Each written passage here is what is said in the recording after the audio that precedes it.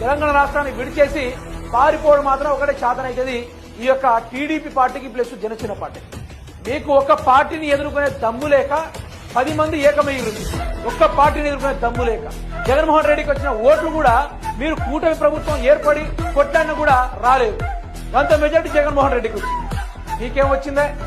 మీరు ఒక్క మొగోడిని ఎదుర్కొనే దమ్ము లేక, ఒక్క జగన్మోహన్ రెడ్డిని ఎదుర్కొనే దమ్ము లేక, ఒక్కొక్కరికి 70-80 సంవత్సరాలు ఉండి కూడా రాజకీయ వ్యూహాలు 40 సంవత్సరాల రాజకీయ అనుభవాలు అన్ని ఉన్నా కూడా ఒక్క జగన్మోహన్ రెడ్డిని కదిలించలేకపోయారు. అంత భయం, అంత వెన్నులో వణుకు ఆయన గురించి మీరు మాట్లాడుకోవాలి. నేను ఒకటే చెప్తున్నా, మొన్న కూడా ఓ మంత్రి తెలంగాణ నాయకుడి గురించి, తెలంగాణ సాధకుడు కేసీఆర్ గురించి కూడా చెడు మాట్లాడడం కూడా మనం విన్నాం. ఏ ఒక్కడు కూడా తెలంగాణ ఆంధ్ర అన్నదమ్ములు లెక్కున్నారు. ప్రజలు ఎవరేమట్లేదు.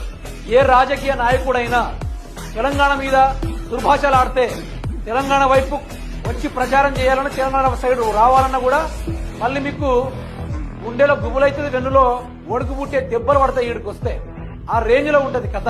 అది తెలంగాణ కోడి రత్నాల వీణై. అటువంటి తెలంగాణ గురించి మాట్లాడే అర్హత మీకెక్కడిది?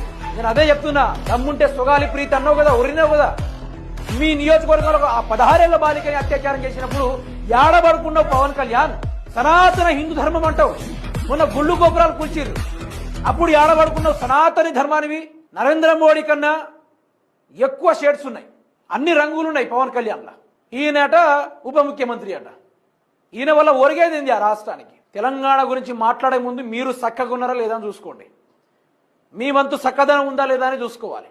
అంతే తప్ప తెలంగాణ మీద ఆ మాటలు దుర్భాషలాడినా కూడా, ఏం జరిగినా కూడా ఊరుకోవడానికి ఎవడు సిద్ధంగా లేడు. ఇక్కడ ఎవడు సిద్ధంగా లేడు.